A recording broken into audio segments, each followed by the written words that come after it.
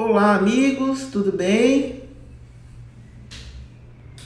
Estamos aqui mais uma vez na live surpresa para falar sobre mais um exemplo do direito, que o direito hospitalar preventivo pode ser utilizado em benefício das organizações de saúde e dos profissionais que nela trabalham. Elaboramos um protocolo de 10 perguntas-chave para melhorar a segurança do paciente nos serviços de saúde e, consequentemente, diminuir as questões de judicialização na saúde. E quais são essas 10 questionamentos de ouro, que podem ser aplicados aos serviços de saúde para se evitar a judicialização, utilizando a disciplina do direito hospitalar preventivo?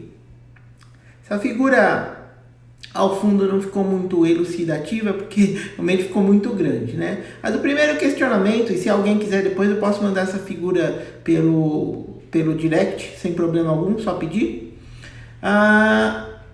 Quais são as perguntas certas? A primeira: qual o nome do problema que o paciente tem? Qual é o diagnóstico que o paciente tem? Essas dúvidas devem ser tiradas com o médico ou outro profissional da saúde. Esse é um trabalho que deve ser feito sobre o prisma e sobre o foco do paciente. São perguntas e questionamentos que o paciente deve fazer. E ele deve ser orientado por meio, por exemplo, de um manual do hospital.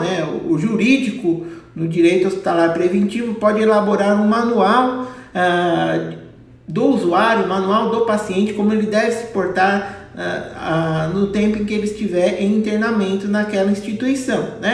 Então, a primeira pergunta que o paciente deve fazer é: qual o nome do problema que eu tenho e qual o meu diagnóstico? Isso é primordial. Segundo questionamento: quais são as minhas opções de tratamento?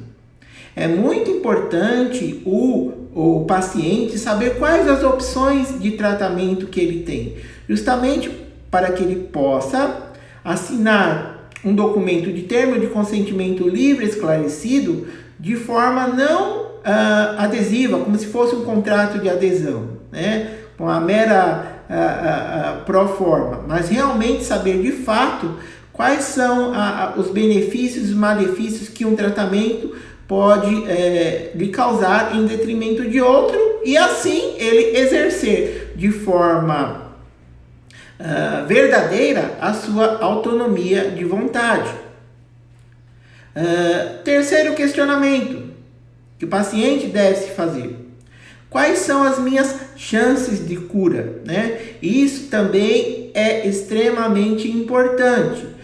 Aqueles pacientes que já encontram-se desenganados, pacientes com patologias oncológicas classe 4, que o câncer já se metastizou, por exemplo, sabemos que as chances de cura são mínimas ou praticamente nulas, Então é interessante o paciente saber dessas reais chances para saber quais os tipos de cuidado que ele vai querer ser realizado junto a ele. Já que eu não tenho mais chance, nem precisa mais me entubar, não quero saber mais de cuidados paliativos, eu quero que a vida tome seu curso normal. Isso pode ocorrer também. Então, precisa saber as chances que o paciente tem.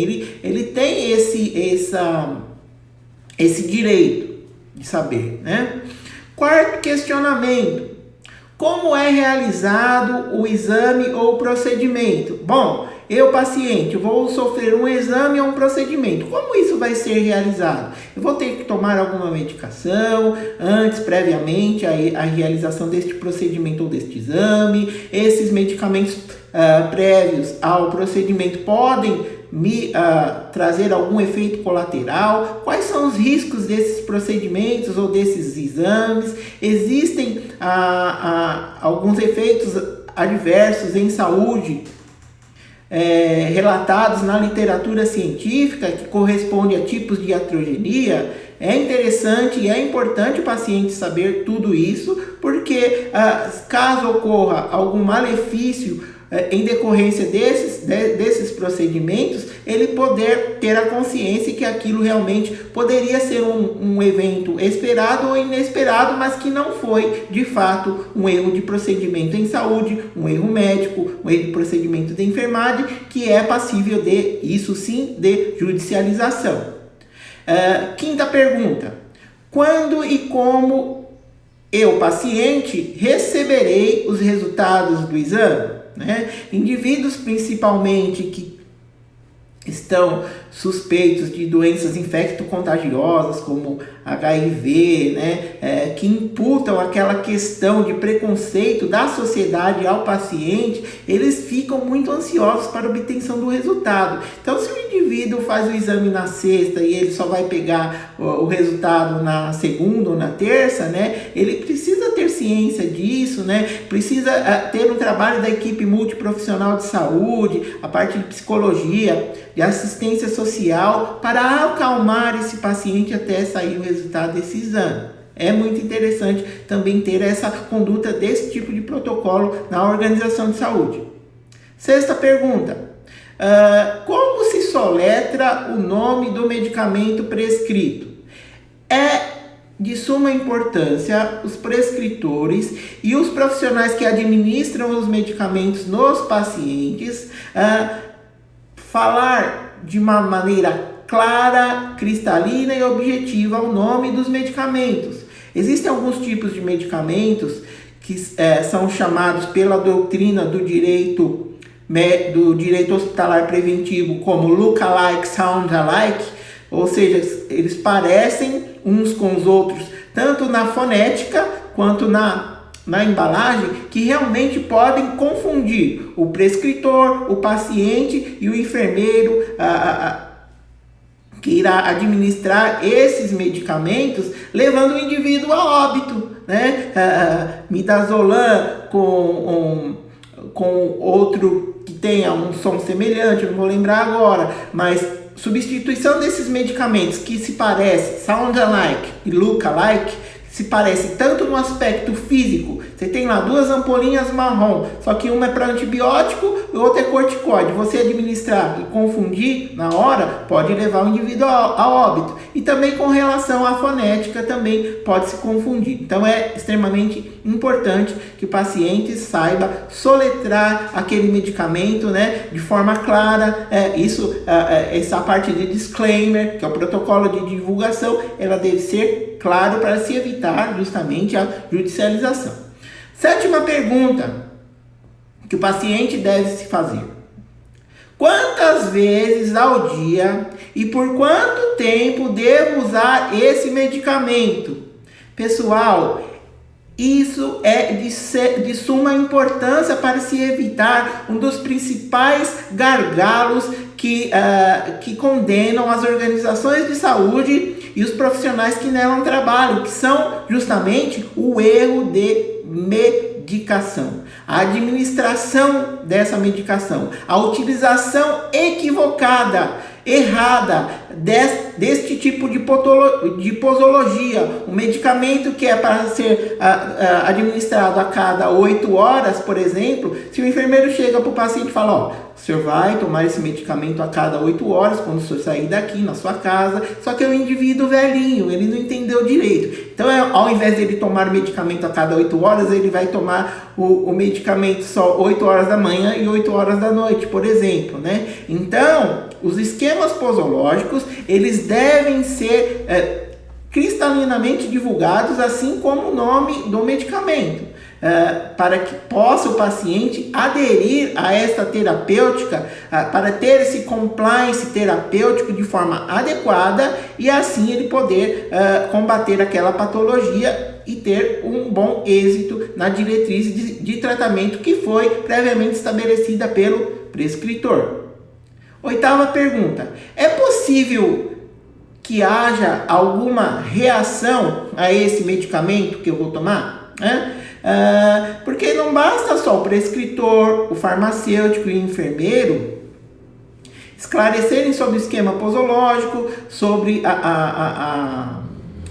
para que serve aquele medicamento, mas também explicar de forma clara, objetiva e numa linguagem acessível aquele tipo intelectual daquele paciente. Tem pacientes que são analfabetos, tem pacientes que têm pós-doutorado. Então, de acordo com o caso em concreto, esse protocolo de divulgação, ele não pode ser engessado, ele tem que ser feito em moldes específicos para cada paciente.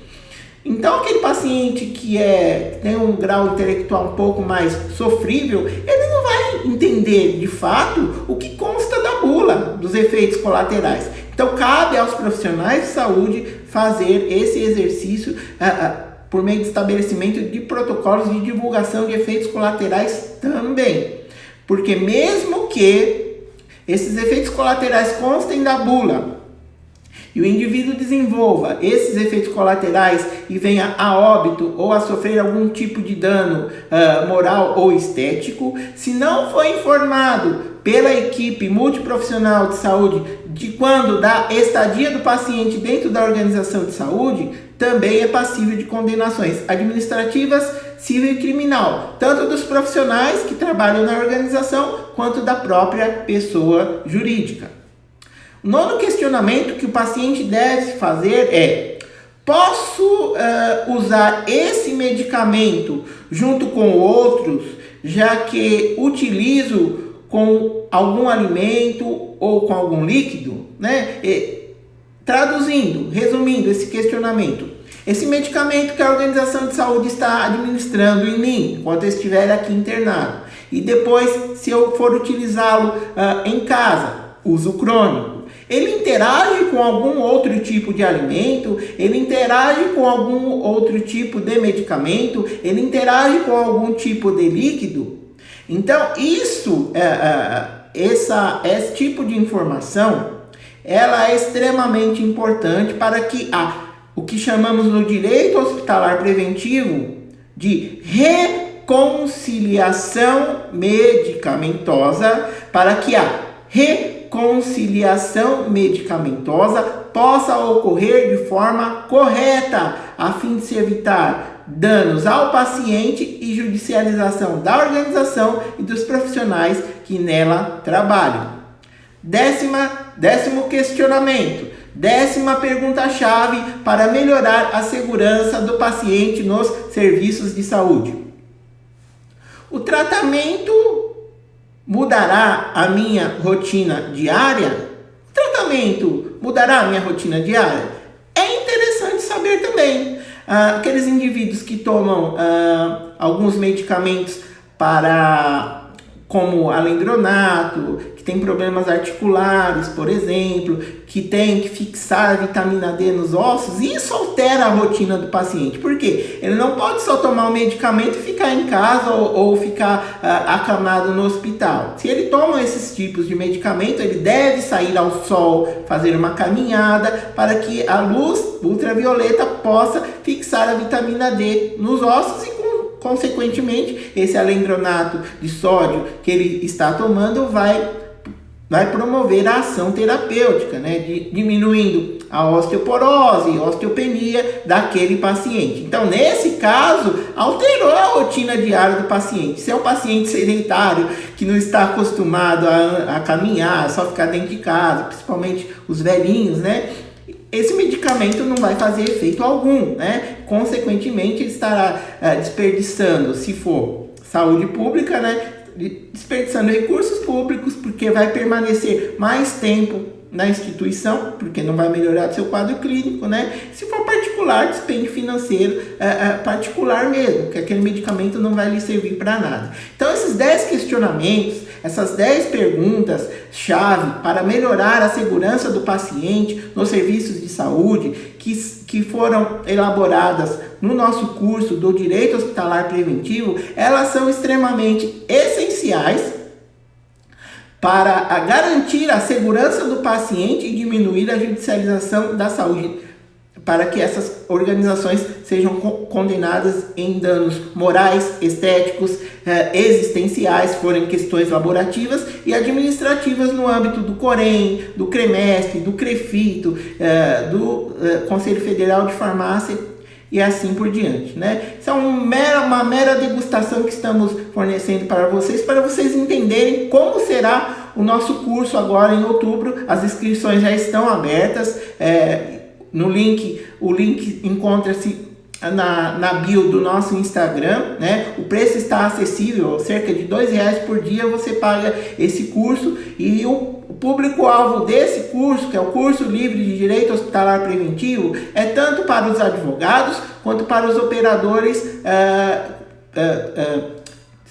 tanto para os advogados, operadores do direito e também para a equipe multiprofissional de saúde. Uma linguajar bem acessível para que possamos atingir esses dois mundos, tanto o jurídico quanto da área da saúde. Esperamos vocês lá. Eu sei que a figura aqui dessa live está uma porcaria, né? Porque ficou muito grande, mas quem quiser, pede para mim no direct que eu mando essa figura bonitinha com os 10 questionamentos para quem quiser arquivar nas suas coisinhas aí, tá bom, pessoal? Um beijo para todo mundo e espero vocês em outubro no nosso curso. Até mais, pessoal!